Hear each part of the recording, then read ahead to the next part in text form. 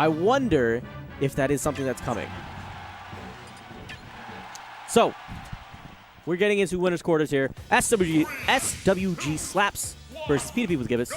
Yeah, we've seen this quite a few times before. I mean, these two usually playing later in the bracket, like in semis or finals, but seeing it right now in winner's quarters, which just goes to show how stacked this tournament is tonight. Yeah, pretty crazy. We had a bunch of turnout, especially since we had doubles going on, man. Super fun. And some people are done with their finals, who I'm jealous of.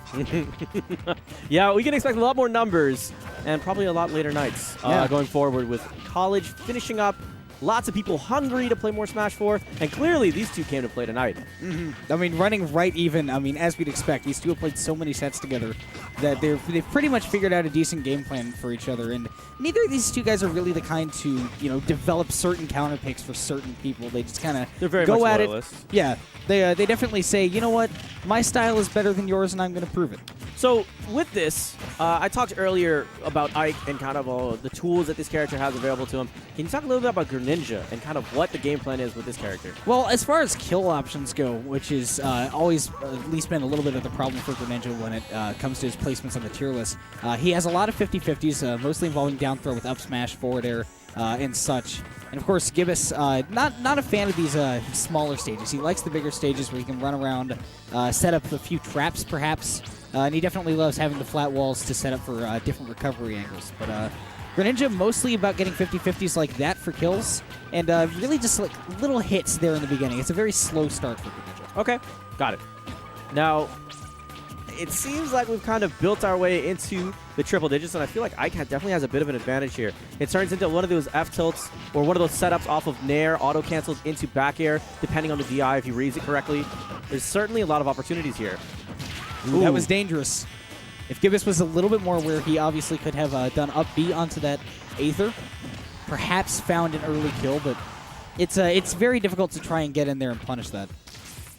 Ooh, and this is exactly what Ike struggles with, is figuring out how to catch up to opponents. And, you know, slaps. There it is. Cross up back air to take that stock. Yeah, back air is definitely one of his best kill moves at any percent. It's so quick and so powerful, especially at the tip of the sword.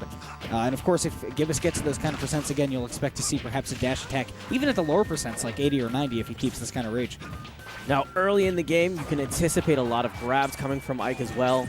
Ooh, but edge guarding definitely looking to be problematic for Ikes in general. I mean, they have a great side B that allows them to boost them quickly towards the stage. A bit of a linear up B that people sometimes have difficulty punishing. But ultimately, with good projectile placement and smart aerials, you can definitely make recovering a tough time for Ike. And especially if you aren't afraid to go off stage, because sometimes you will get hit, and that's okay. I mean, it's a bad idea to defend off stage when you're close to the stage, because then Ike will use his up B, spike you, and kill you. But if he's further out trying to use that side B or trying to float in to use that up B, it's definitely a good idea to go out there, throw a couple of projectiles, and perhaps some water if you're Greninja. Yeah, absolutely. Here's the follow-up, looking for the up air. He tries to catch those straight hits. But right now, we're looking for that center stage control. It's so important in particular. And there's the dash up into the up smash. Ooh, Nair coming down there. Tries to get the delayed hit of the Nair, so that way the sword is a little bit lower down. Ooh. Okay, had the Smash Ball platform there to back it up.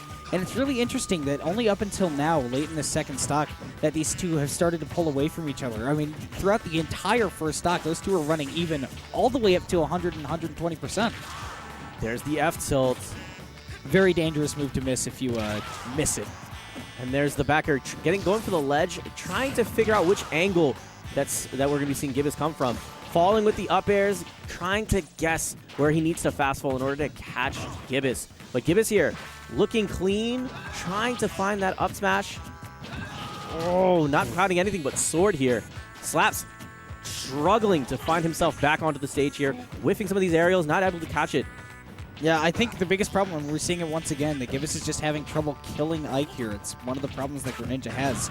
And now Ike, I mean, definitely with this amount of rage, will find something like a back air or an up air to kill Greninja. Drop down fair through the platform to kill him. That was fantastic finish from Slaps. Kept it simple, but honestly, it took a while for him to find that. But that's honestly the same problem that Ikes really have. Granted, they have more options because rage enables him to have much more potential behind his moves. Sometimes it's still difficult to find one of those hits to catch one of these slippery characters. And of course, that's what all Ike players are really good at least in theory, at that highest level, is to find those straight hits, because it only takes 3 or 4 to pull even with somebody who's starting to pull away from you. For sure. And a lot of what comes with Ike, because you have to struggle with movement so much, is you spend a lot of the time trying to condition or understand your opponent's tendencies because you're making some sort of a read. For instance, last time we saw Slaps on stage, we saw him guess where there was a new normal getup and there was an F tilt in place. Yeah, and I mean, it's a lot of the reason why we saw the result that we saw in Game 1, Swap the number. Yeah, that Slaps ended up winning that game because it really all comes down to the fact that Slaps was able to find those kills, at the beginning of those kill percents, and Gibus was rolling him up to 130, 140 every single game. For sure. Ooh. And again, when we look at this, at the start of the game, we're running completely even. I mean, these two have been within 10% of each other practically the whole game. Nair acting as a combo breaker, and Fair also acting as a quick way of telling Gibus, you don't get to pass go, or anticipating the burst movement that is coming from Gibus. And that's really what Greninja is all about, is that he's pretty good at getting in, but it's all about finding those kills, getting a confirm like that, but he needed to get it a little bit further away from center stage.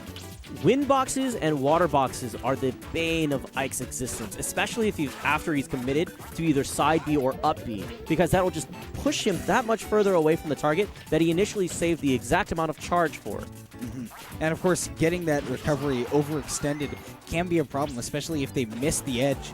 They'll go onto that stage, and even with a little amount of ending lag, if your opponent's ready to cover that after having messed up your recovery, it can be pretty dangerous, especially with a character like Greninja who can get a confirm off of Nair. Ooh, just waits for it. And that down tilt is getting punished here. Here's an opportunity for Gibus, trying to figure out where he's going. Doesn't catch. As we see, Slap sticks the landing, and here's the follow-up with a dash attack. He has an opportunity to see if he can get that lead that he so desperately needs. Trying to guess the timing. Off. So that is something that Slaps knows from playing Gibus so many times, is knowing that he likes to jump all the way up the wall and then back air when he comes back onto the stage to get the opponent away or even kill him at that kind of percent. But getting with the up throw right there, no surprise. I mean, Greninja's up throw is pretty strong. And while committing to the counter, that definitely would have been a definitive finish to that stock. It puts Slaps in a precarious position because he said, I'm all in. Wherein alternatively, there's potentially a chance that you could abuse the disjoint. Maybe it was Fair, maybe it was Nair. Something that could possibly contest Gibus with something a little bit harder. But granted, the timing was tough, and the window for counter might have been a bit wider. And the dash attack there is exactly what Slaps needed to finish off Gibus' stock. And now we're seeing that percentage start to get built up a bit more. So Slaps is going to come in and try to see if he can find one of those grabs, preferably down throw. Yeah, and it was lucky that he caught that stock when he did, because dash attack is particularly good at covering a lot of ground and a lot of air that's just above Ike. And so he saw that Gibus was doing a lot of empty hops, doing a lot of short aerials away, so he decided to cover that with that dash attack, knowing that it would kill at those kind of percents. Gibus setting up for an edge guard, not quite able to find it, but he does have Slaps to a healthy percent above him, and Sour Spot up smash. Just running right in, slapping those swords. Man, that was intense. I didn't really anticipate that coming out. I mean, granted, we've seen Gibus have great movement. We've seen him show up quickly, play that kind of mid-range game, and then quickly burst in and have with quick speed and have an attack following up. But I don't think I saw that up smash coming in there. So now we're getting the swap over to Battlefield. I mean, is there anything we can anticipate here? Maybe this stage helps influence some of these characters in a unique way?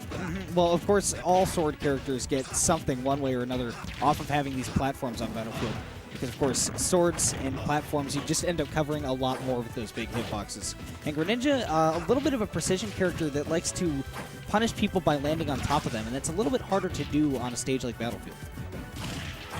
Follows up here, and we're getting its nice stylishness from Gibus, and to get great control of the stage.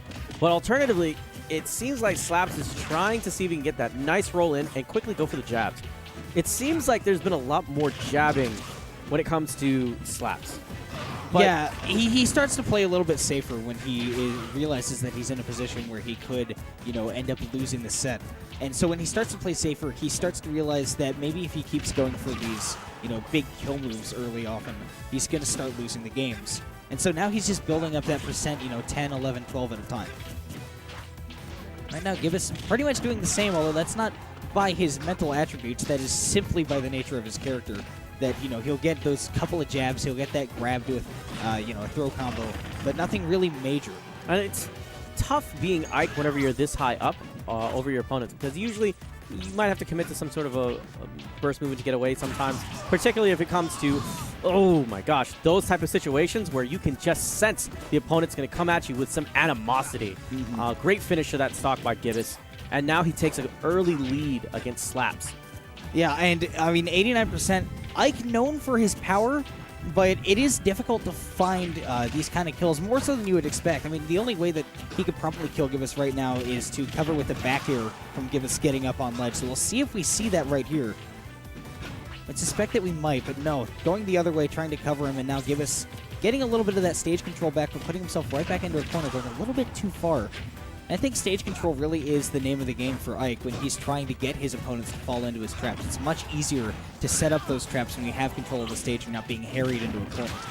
Now, throwing that projectile was a bit of a timer that Gibus has implemented onto Slaps. The idea was throw that star out there and force a get-up option out of it. The question is, what? And Gibus just tries to react. Ooh, there's the F-tilt. And at 140%, Gibus is still going to be going on strong. There's the trump, and Slaps was already buffering the side of the back air as soon as he would have trumped. If that's things had gone according to plan. That's exactly what I was talking about earlier, remember? Wow. The water boxes in this game are complete destruction for Ike, especially if he's trying to get back onto the stage using side B.